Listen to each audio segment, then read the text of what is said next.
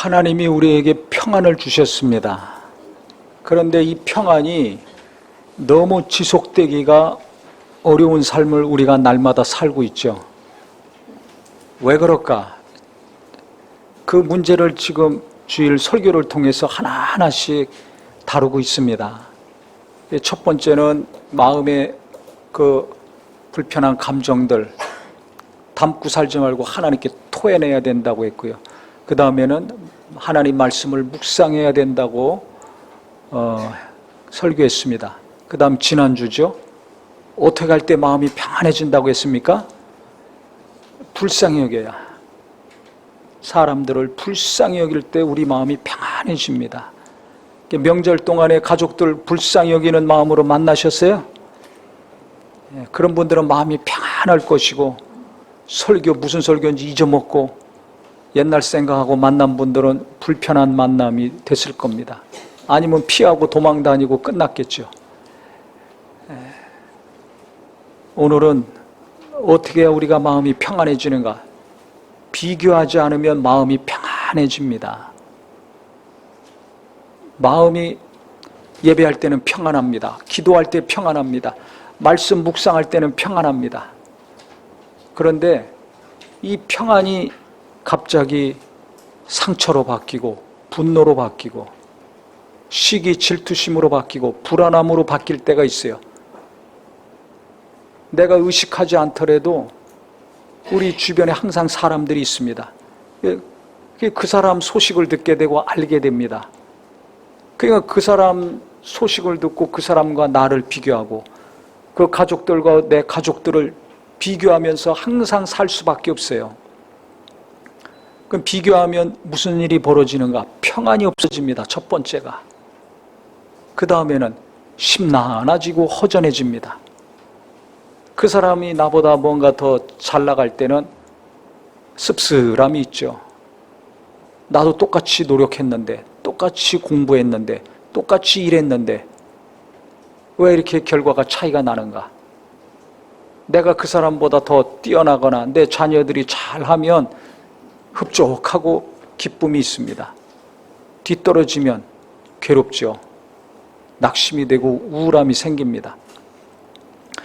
제가 오래전에 어떤 분한테 이야기를 들었는데요. 동창회 가서 그 동창들끼리 모이면 나이에 따라서 화제가 다르다는 거예요. 어떻게 다른가? 젊었을 때는 30, 40대, 50대 초반까지는 이 돈이 화제라는 겁니다. 누가 돈 많이 벌었냐? 사업을 해서 벌던, 주식을 해서 벌던, 부동산을 해서 벌던지 누가 얼마 벌었냐? 그게 항상 화두라는 겁니다. 그래서 돈 많이 번 사람은 제일 목소리가 큰 거예요. 제일 기분 좋고 나머지 사람들은 다 그 사람 부러워하는 거죠. 누구를 부러워하느냐? 젊어서는 돈 많이 번 사람. 조금 시간이 갑니다. 그러면 자녀들이 커서 이제 대학 갈 거 아닙니까? 그때쯤 되면 이제 누가 부러운가? 돈 많이 번 사람 하나 부럽지 않고 자식이 좋은 대학, 인류대학 간 사람이 제일 부럽다는 거예요. 돈이 화두였는데 그 다음에 이제 대학으로 바뀐 겁니다. 나이가 어느 정도 들어서 자식들이 크면 누가 어느 대학 갔냐? 서로 만나면 얘기할 거 아닙니까? 그래서 돈이 없어 기죽었던 사람도 자식이 공부 잘해서 좋은 학교 가면 어깨가 펴지고 얼굴이 펴지고 내가 밥값 낼게, 내가 이거 값 낼게 큰 소리 친다는 겁니다. 대학 앞엔 돈도 다 힘이 없는 거예요. 그 다음에 시간이 가면 이제 무슨 일이 벌어지나? 이제 청첩장이 오가는 거 아닙니까? 시집장가 간다고. 요새 늦게들 하고 안 하고 하는 시대니까 이제 돈도 필요 없고 대학도 필요 없어요. 시집장가 자녀들이 간다 그러면 그게 또 그렇게 부러운 거예요. 실제로 제가 봤는데요. 제가 이제 그 대학교 동기들 단톡방이 있습니다. 저는 참여 안 하는데 어떻게 누구랑 연락했더니 거기 이제 가입을 시켜가지고 그걸 이렇게 보는데요. 누가 이제 자녀가 결혼하면 거기다 올릴 거 아닙니까? 그러면 그 댓글이 나오는데 그 제 동기 중에 졸업하자마자 유학 가가지고 학위를 받고 모교 교수로 온 친구가 있어요. 그 남들이 볼 때는 아유, 부러워하는 직업 아닙니까? 좋은 학교 명문대 교수니까. 그런데 걔가 거기다 올렸더라고요. 청첩장 누가 올리자마자 아, 너무나 부럽다. 나이가 드니까 이제 돈이고 대학 졸업이고도 필요 없고 자식들 결혼하는 게 부러운 거예요. 그러니까 또 누가 또 부럽다. 누가 또 부럽다. 부럽다고 댓글이 올라오더라고요. 축한다는 것보다 부럽다는 댓글이 더 많아요. 그 다음 좀 시간이 지나면 이제 뭐가 되겠습니까? 손주를 낳냐 안 낳냐. 손주 얘기들 할 거 아닙니까? 그 다음에 좀 더 나이가 들면 이제 무슨 얘기 하겠어요? 많건 적건 재산 물려줘야 되니까 어떻게 해야 세금 덜 내고 상속세, 증여세를 안 낼 수 있는가?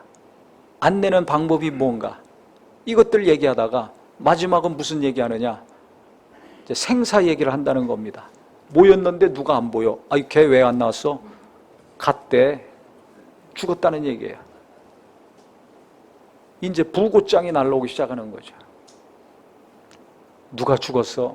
누가 무슨 병으로 갔대? 누가 언제 갔대? 우리 이제 몇 명 안 남았구나. 마지막은 누가 먼저 갔냐? 누가 남았냐? 그거 확인하다가 언젠간 나도 가고 너도 가고 다 한 줌 흙으로 갈 거 아닙니까? 그리고 인생 끝나는 거예요. 돈 얘기하다가, 대학 얘기하다가, 자식 결혼 얘기하다가, 손주 얘기하다가 그 다음에 끝나는 겁니다. 만약에 예수 믿는 사람들도 그와 같이 똑같이 젊어서는 돈 얘기만 하고 돈 생각만 하고 자식 키우면서는 대학 입학시키는 것만 얘기하고 그러다가 끝난다면 이거 뭐 좀 허무한 거 아닙니까? 예수님은 어디 갔습니까? 하나님은 어디 계십니까? 그렇게 날마다 예배하고 기도하고 말씀을 듣고 봤는데 그 귀한 신앙 생활했던 그 시간들은 다 어디 갔습니까? 이게 남 얘기가 아니잖아요. 나도 날마다 돈 버는 것만 신경 쓰고 있지 않는가? 자녀 대학 보내는 것만 20년 신경 쓰고 있지 않는가?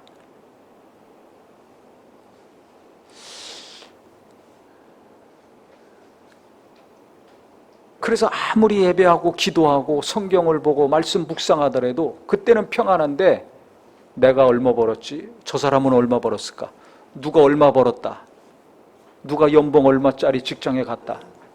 뭐 이런 얘기 들으면 도전이 돼가지고 뜨거움이 생겨서 야, 나도 저렇게 살아야지 공부하고 노력하고 합니까? 대부분은 그렇지 않죠. 그 소식을 들을 때마다 어떻게 돼요? 힘이 빠져요. 마음이 상처가 되고 씁쓸함이 느껴지죠. 좌절이 그 다음 찾아옵니다. 그런 얘기 여기저기서 몇 번 들으면 우울해집니다. 나는 안 되는데, 나도 기도하고 노력하고 열심히 했는데 나는 안 되는데 누구는 되거든. 그것이 상처가 되고 그 소식이 내게 낙심을 주고 절망을 줍니다.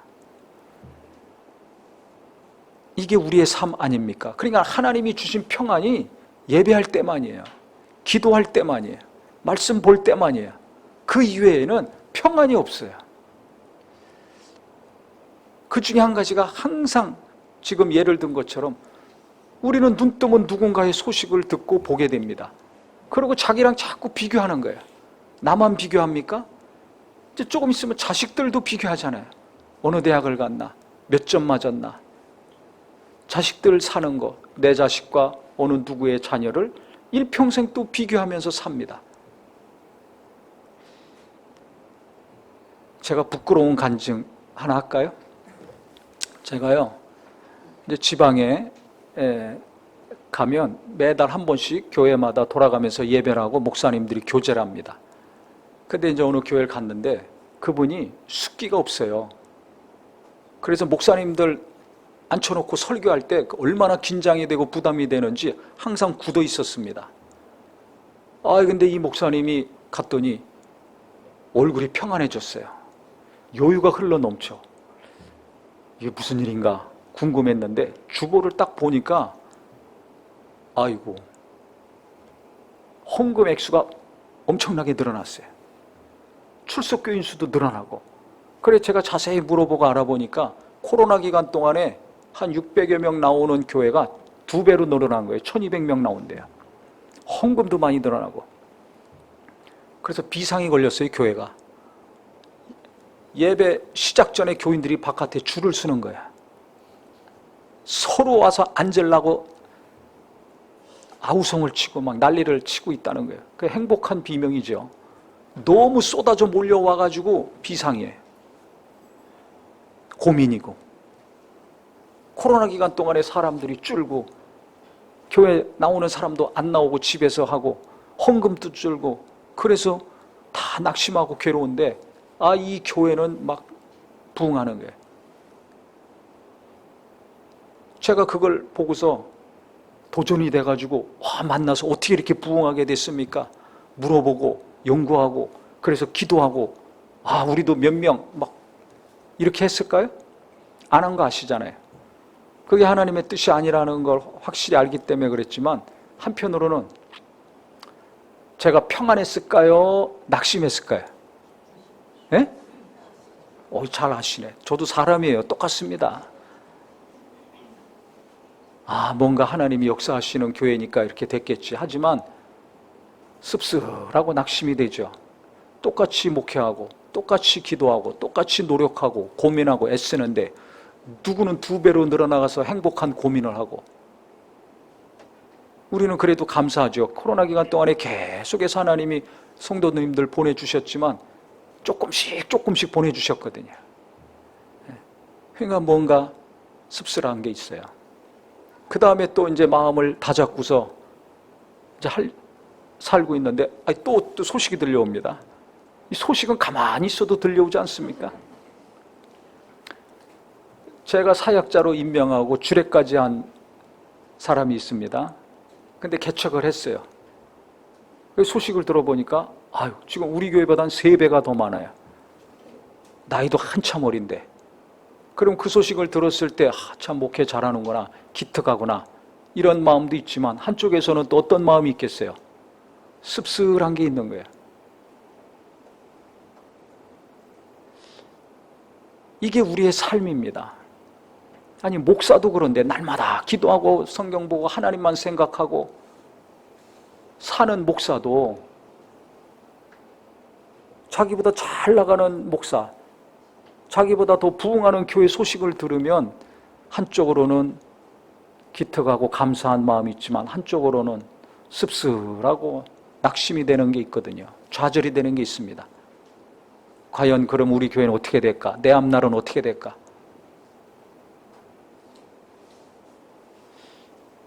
목사도 그런데 제가 이런 감정을 경험하면서 우리 성도님들은 어떨까? 똑같던지 더하겠구나 이런 생각이 들었습니다. 이 누구나 그런 감정이 들지 않습니까? 소망이 넘치고 평안이 있고 감사가 있고 한 것은 어느 순간에 없어져요. 어느 순간에 없어진 거예요? 소식이 들려왔을 때. 어떤 소식? 똑같이 공부했는데 똑같이 기도했는데 똑같이 열심히 일했는데 나보다 돈을 더 많이 벌었어. 나도 교육에 투자하고 기도 많이 했는데 내 자녀들보다 더 공부를 잘해. 더 좋은 학교 갔어. 나도 노심초사 고민하면서 부지런히 열심히 일했는데 그 사람 나보다 더 승진이 되고 더 연봉을 많이 받아. 그때 마음이 어떻습니까? 낙심이 되죠. 우울해집니다. 그러면서 제가 이 명절 기간에 그 유튜브를 보는데요. 낭만 닥터 김사부라는 그 드라마를 짧게 편집해 놓은 영상이 딱 뜨더라고요. 의료 대란이 있었지 않습니까? 의사들 파업하느라고 위기의 나날들이었는데 그래서 뭐 의사에 관련된 드라마라 관심이 있어가지고 또 그 좋은 드라마 잘 만들었다는 드라마라는 거 옛날에 들은 기억이 있어가지고 그걸 봤습니다. 그랬더니 아주 성경적이더라고요. 너무 복음적이에요. 근데 거기서 제가 아주 정신을 번쩍 차리는 소리를 들었어요. 그 의사가 주인공 의사가 있는데 실력이 좋습니다. 근데 지방 허름한 병원에서 일하고 있어요. 그 의대 수석으로 졸업한 젊은 의사가 거기 배치가 돼가지고 가자마자 그 주인공한테 묻는 거예요. 선생님은 최고의 의사입니까? 좋은 의사입니까? 딱 질문을 합니다. 그랬더니 답을 안 해요. 그러면서 또 질문합니다. 선생님, 제가 최고의 의사가 되어야 됩니까? 좋은 의사가 되어야 됩니까? 이 사람은 고민이 있는 거예요. 누구나 다 최고, 자기 분야에 으뜸이 되고자 원하지 않습니까? 그랬더니 그 주인공 의사가 하는 얘기가 최고의 의사도 필요 없고 좋은 의사도 필요 없다. 필요한 의사가 돼야 된다. 제가 거기서 한 방 먹었습니다. 하나님의 음성으로 들렸어요. 의사가 뭡니까? 죽어가는 환자 살리는 게 의사잖아요. 아픈 사람 아프지 않게 만들어주는 게 의사잖아요.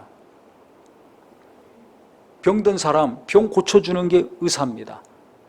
그러니까 거기에 무슨 최고가 있고 좋은 게 필요하냐?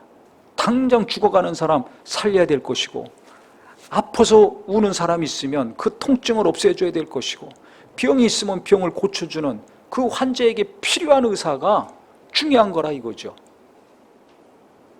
네가 최고의 목사가 되길 원하느냐? 좋은 목사, 인기 좋은 목사 되기 원하냐? 그게 중요한 게 아니다. 너는 교인들에게 필요한 사람, 필요한 목사가 되는 게 중요하다. 많은 교인들이 있고 사람들이 있는데 너를 필요로 하는 사람, 네 설교를 필요로 하는 성도들에게 네가 쓰임받는 게 중요하다. 몇 명이 중요한 게 아니다. 하나님의 음성으로 들렸습니다. 그래서 많은 것들을 생각하고 정리하게 됐습니다. 제가 부끄러운 거죠. 하나님 뜻대로 산다고 하면서, 주님이 원하시는 교회를 한다고 하면서 감사하고 고마운 마음으로 살다가 어느 날 부흥하는 교회 소식을 2번 딱 들은 다음부터 숫자에 빠지기 시작한 거예요. 하나님만 보다가 그 사람과 그 교회, 그 목사만 자꾸 생각하는 겁니다. 누군가를 계속 생각할 때 평안이 없어지더라고요. 누군가가 하는 일과 내가 하는 일을 생각할 때 평안이 없어집니다. 도둑질 당합니다. 지금 본문에 보시면 베드로가 예수님 부활하신 다음에 예수님이 차려놓으신 조반을 아침을 잘 먹고 예수님과 깊은 대화를 합니다. 얼마나 깊은 내면의 대화입니까? 베드로하고만 이런 대화를 하셨어요. 그럼 예수님이 베드로를 특별히 생각하시는 거잖아요. 그가 주님을 뜨겁게 사랑하는 거 아시고 깊은 대화를 계속 하셨습니다. 친밀한 대화를 하셨습니다. 네가 정말 날 사랑하냐? 제가 주님 사랑합니다. 너 정말 날 사랑하냐? 아니 다 하시면서 왜 물으십니까? 저는 진짜 주님 사랑합니다. 내 양을 쳐라. 내 양을 먹여라. 이렇게 대화를 나눴는데요. 대화 말미에 예수님이 베드로가 어떻게 죽을지를 가르쳐 주셨어요. 네가 젊어서는 네 맘대로 살았지만, 네 맘대로 다니고 이랬지만 이제 나이 들어서는 내가 띠띠우고 네가 원치 않는 곳으로 끌려갈 것이다. 순교당할 것을 말씀하신 거거든요. 이게 무슨 소리인지 모르면 다시 질문하면 되지 않습니까? 주님, 이게 무슨 소리인지 제가 못 알아듣겠습니다. 이게 무슨 말인지 좀 쉽게 가르쳐 주십시오. 제가 이해할 수 있도록 말씀해 주시면 좋겠습니다. 이렇게 나와야 되는데 이 이야기를 듣고서 베드로의 반응을 보세요. 어떻게 행동했는가? 21절에 이에 베드로가 그를 보고 예수께 여짜오되 주님, 이 사람은 어떻게 되겠습니까? 요한을 보고서 얘기하는 거예요. 사도 요한. 그 요한을 보자마자 지금 아니 중요한 말, 깊은 대화를 예수님과 하자마자 요한이 눈에 보이니까 요한을 보고서는 무슨 소리를 합니까? 저 사람은 어떻게 되겠습니까? 관심이, 아니 지금 주님이 나보고 중요한 얘기 하시는데, 내 앞날에 대해서 말씀하셨는데 그러면 그거 신경 쓰고 질문을 하든지 어떻게 해야 될 거 아닙니까? 그런데 그거 금방 잊어먹고 눈에 보이는 요한이는 어떻게 되겠습니까? 질문을 했습니다. 이게 나의 모습, 우리의 삶 아닙니까? 그렇게 은혜도 받고 말씀도 받고 기도도 했는데 누구 소식 들려오는 순간에, 누구를 보는 순간에 주님이 내게 하신 말씀 싹 없어져. 주님이 나를 사랑하시고 내가 주님을 사랑하는 거 싹 없어지고 저 사람은 어떻게 되지? 이렇게 살고 있구나. 평안이 없어지잖아요. 낙심이 되고 좌절이 되든지, 배가 아프고 시기와 질투심이 생기든지, 상처받는 것과 함께 분노가 생기든지, 평안은 없어지고 하나님으로 말미암지 않은 안 좋은 감정들만 내 안에서 막 일어나죠. 이때 베드로에게 예수님이 하신 말씀이 있습니다. 성경 잘 보세요. 22절에 예수께서 이르시되 내가 올 때까지 그를 머물게 하고자 할지라도 내게 무슨 상관이냐? 너는 나를 따르라 하시더라 그랬습니다. 요한이 어떻게 되든지 무슨 상관이냐? 나는 지금 너하고 얘기하고 있는데, 네 앞날에 대해서 지금 내가 관심을 갖고 가르쳐주고 있는데 너 왜 요한을 신경 쓰고 있느냐? 왜 요한에 대해서 궁금해하고 나한테 질문하느냐? 너 신경 쓰지 말으라는 거예요. 그가 어떻게 되든지 관심 갖지 말으라는 겁니다. 너는 순교당해서 일찍 죽고 그 사람은 내가 다시 올 때까지 살려둔다 할지라도 그게 무슨 상관이냐? 네가 얼마 벌어? 그 사람은 더 벌어? 그거 신경 쓰지 말으라는 거예요. 네 자식보다 저 집 자식이 더 잘 나가고 있어? 그게 무슨 상관이냐? 나는 너를 사랑해. 네 자식도 사랑해. 네가 기도한 거 다 알고 있어. 그래서 내가 알아서 너를 연단하고 인도하고 있는 거야. 네 자식도 알아서 내가 키우고 먹이고 입히고 재우고 내가 인도할 거야. 지금 뭐 좀 못한다고 안 된다고 염려하지 말아라. 내가 연단하고 있는 거야. 낙심하지 말고 신경 쓰지 말고 너는 나만 따라와. 이 이야기입니다. 오늘 베드로에게 하신 이 말씀, 그 사람이 어떻게 살든지 신경 쓰지 말아라. 너는 나를 따르라. 너는 나를 따르라. 이것이 내게 하시는 음성으로 들려오기를 바랍니다. 이거 제가 젊었을 때 받은 말씀이었거든요. 근데 나이 들어서 또 주신 말씀이에요. 왜? 베드로처럼 지금 누구 소식 듣고서 글로 마음이 갔거든요. 그 사람과 나를 비교하면서 심내내하고 있어요. 평안이 없어. 감사함이 없어졌어요. 고마운 마음이 없어졌어요. 병든 거 아닙니까? 그럼 왜 병들게 됐습니까? 누구랑 비교하면요, 아무리 감사가 넘치고 기쁨이 넘치는 목사라도 낙심, 좌절, 우울, 평안이 없어지더라고요. 제가 이 감정을 2번 연속 겪으면서 우리 성도님들이 생각났습니다. 눈만 뜨면 비교하면서 살잖아요. 나와 누군가를 비교하잖아요. 내 가족과 누구 가족들 비교하잖아요. 내가 하는 일과 그 사람이 하는 일, 직장에 다니면서 날마다 비교하고, 자식 키우면서 비교하고, 어떤 경우는 교회 와서도 예배하고 기도하고 봉사하면서도 누구 때문에 힘 빠지는 사람이 있습니다. 그 사람이 뭐라고 안 했는데도 그 사람만 생각하고 보면 좌절이 되고 낙심이 돼. 힘이 빠져. 그 예수님은 어디 갔어요? 하나님 앞에 나와 예배하는데 왜 힘 빠집니까? 누군가랑 나랑 비교하니까 예배하면서 힘 빠지고, 기도하면서 힘 빠지고, 봉사하면서 힘 빠지는 겁니다. 이거 오늘 고침받는 저와 우리 모두가 되기를 바랍니다. 그 사람 신경 쓰지 말으라는 거예요. 주님이 가르쳐 주시는 것은 너 나를 따르라는 겁니다. 바울도 보세요. 그래서 나의 달려갈 길을 다 마쳤다고 그랬죠. 위에서 부르신 그 부름의 상을 향해서 자기가 가는 길 다 갔다는 겁니다. 그래서 이 땅에서 살아있을 때 내가 가면 면류관 받을 것이다 고백을 했습니다. 그는 12제자랑 비교하면서 열등감 갖지 않았어요. 도리어 베드로 호통치고 살았지 않습니까? 예수님 당시에 예수 믿지 않았습니다. 예수 믿는 자들 핍박하던 자였습니다. 예수님의 죽음과 부활 눈으로 목격하지 않았습니다. 제자들보다 나중에 믿은 사람이었습니다. 만약에 그것이 그에게 열등감이었다면 쓰임 받을 수 있었을까요? 달려갈 길을 다 갈 수 있었을까요?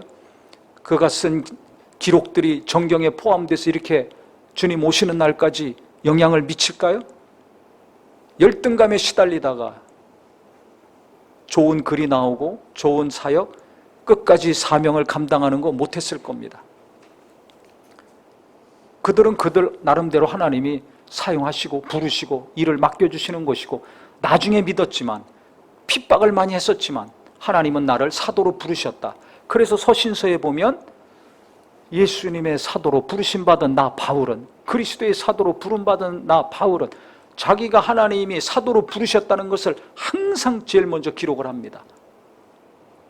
나는 하나님이 부르신 자다. 나는 사도의 직분을 받은 자다. 그래서 나는 복음을 전해야 될 자다.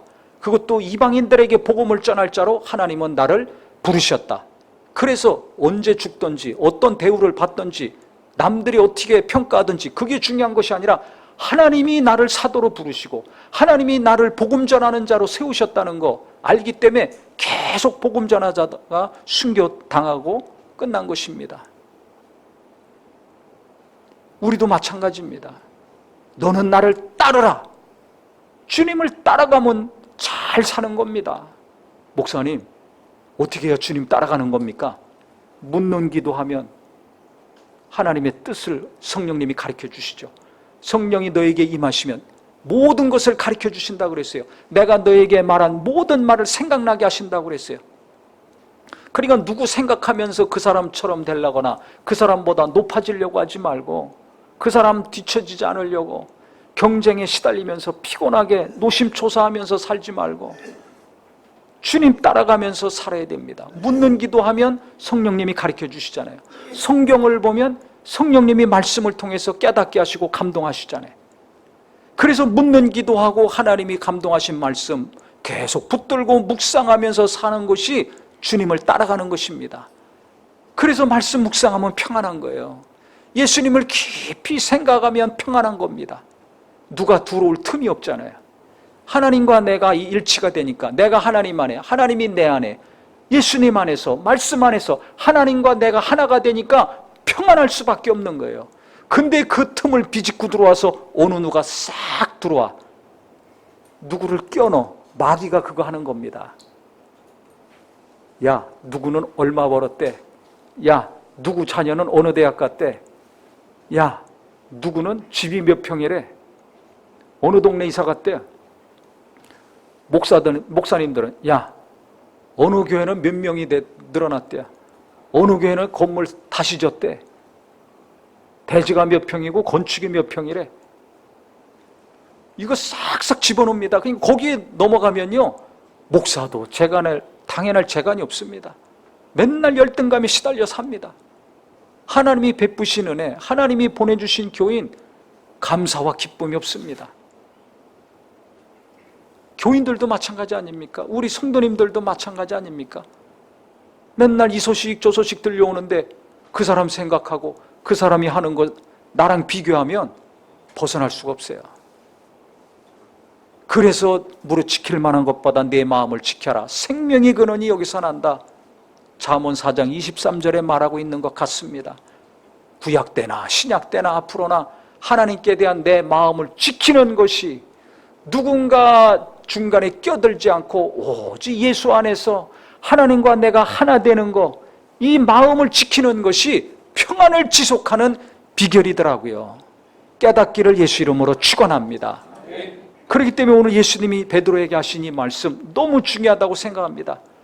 그 사람이 어떻게 되든지 그거 신경 쓰지 말아라. 너랑 무슨 관계냐? 너는 나만 바라보고 나만 쫓아와. 그래야 우리가 하나님이 인도하신 가운데 내게 주신 사명 감당하고 내가 갈 길을 다 끝까지 갈 수가 있습니다. 오늘부터 그래서 내가 누군가랑 나를 비교하는 거 의지를 가지고 대적하시기를 바랍니다. 이거 원수가 하는 겁니다. 마귀가 하는 거예요. 이게 이간질하는 겁니다.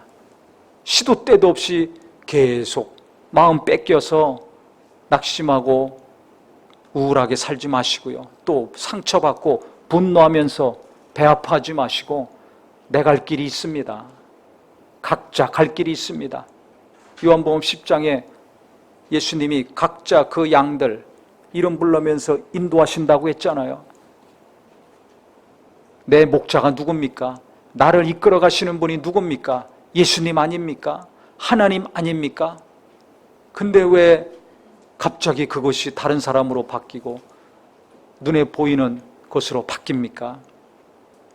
우리가 숫자 신경 써야 되지만요, 숫자에 푹 빠지면 안 됩니다. 얼마, 숫자 아닙니까? 점수, 숫자 아닙니까? 몇 명이 모여, 숫자 아닙니까? 헌금이 얼마 나와? 숫자죠. 몇 평이야? 숫자입니다. 연봉이 얼마야? 태어나서 죽는 날까지 숫자만 생각하고 거기에 빠져 있으면 평안이 있을 수가 없어요. 오라 하니까 베드로가 물 위로 걸어갔잖아요. 파도 보고 바다 보니까 빠져들어갔잖아요. 주님을 보고 말씀을 의지해서 살 때는 물 위를 걸어갑니다. 평안 가운데 살 수 있습니다. 내가 얼마를 벌든 어느 대학을 나왔든 어느 집에 살든지 주님을 의지하고 말씀을 묵상하고 주님만 바라보고 나가면 평안 가운데 가는 거예요. 근데 가다가 숫자에 빠지면 내가 얼마 버는 사람이지? 그러니까 물속에 푹 들어가는 거예요. 베드로가 왜 빠졌습니까? 아니 예수님 볼 때는 걸어가다가 바다 보이고 빠졌잖아요.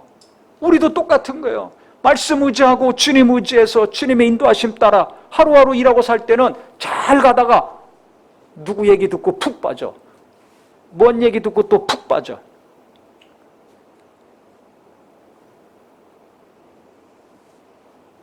그렇기 때문에 내가 날마다 내 마음을 지켜야 되겠구나. 누가 어떻게 살든지 그거 신경 쓸 것이 아니라 나를 향하신 하나님의 인도하심, 날마다 기도하고 말씀을 통해서 성령님을 통해서 인도함 받는 거 신경 써야 되겠구나.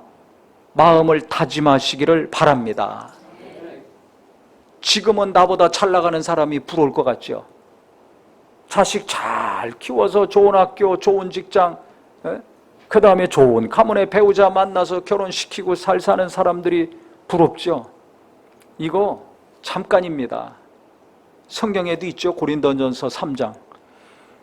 집을 짓는데 어떤 사람은 지푸라기, 어떤 사람은 나무로 짓고 어떤 사람은 금이나 보석으로 짓는다 그랬어요. 그걸 언제 하느냐? 이 땅에서는 몰라요. 불로 그 사람이 살아온 모든 것을 테스트하는 날이 온다는 겁니다. 그 지푸라기나 나무로 지은 사람은 다 타버리고 없는 거죠. 금이나 보석으로 지은 사람은 그대로 남아있는 거예요. 그래서 어떤 사람은 구원을 받되 불 가운데서 구원받는다 그랬습니다. 지금은 숫자 높고 많은 것이 부럽죠. 근데 하늘나라 가면 숫자 많고 그게 부러운 것이 아니라 불로 공적을 시험했을 때 그대로 남아있는 사람, 금이나 보석으로 집을 지은 사람이 제일 부러울 것입니다. 성령으로 산 사람들, 주님을 따라서 순종하며 산 사람들, 그 사람들만 그대로 남아있는 거예요. 자기 열심으로 정욕으로 한 사람들 다 잿더미로 바뀌는 겁니다. 내가 어떻게 살아야 될 것인가? 누구랑 비교하면서 날마다 끙끙거리고 괴롭게 살 것이 아니라 오늘 내게 주시는 말씀, 오늘 하나님이 주시는 감동 순종하여서 주님께 순종하여서 사는 금으로 짓는 삶, 보석으로 짓는 삶 되기를 예수 이름으로 축원합니다. 이게 중요한 겁니다. 눈에 보이는 숫자 따라가다가 맨날 낙심하고 좌절하고 살다가 잿더미를 내가 볼 것인가? 아니면 숫자에 빠지지 아니하고 주님의 인도하심 따라, 성령의 인도하심 따라, 내게 주신 말씀 따라 순종하며 살려고 더 하나님께 깨어나가서 나중에 그대로 내가 이 땅에서 살아온 것들이 남아서 칭찬과 상을 받을 것인가? 지혜로운 판단이 있기를 바랍니다. 그래서 저도 그렇고요, 우리 모든 성도님들 진짜 날마다 묻는 기도하고 남한테 좀 덜 신경 씁시다. 누가 어떻게 살든지 그게 너하고 무슨 상관이냐? 예수님은 신경 쓰지 말라는 거예요. 그거 보지 말라는 거예요. 귀 기울이지 말라는 거예요. 너는 내가 알아서 책임질게. 내가 먹이고 입히고 내가 데리고 갈 테니까 너는 내가 하라는 것만 해. 내가 너한테 맡길 일이 있어. 그거 잘 하고 와라. 우리 각자에게 예수님이 말씀하시는 겁니다. 그래서 누구 따라가려고 하지 말고 예수님 따라가는 앞날이 되기를 바랍니다. 누구 신경 쓸 것이 아니라 내가 예수님과 하나 되는 거, 내가 성령으로 인도함 받는 거, 이것을 더 신경 쓰고 집중하는 하루하루가 되기를 바랍니다. 기도하겠습니다.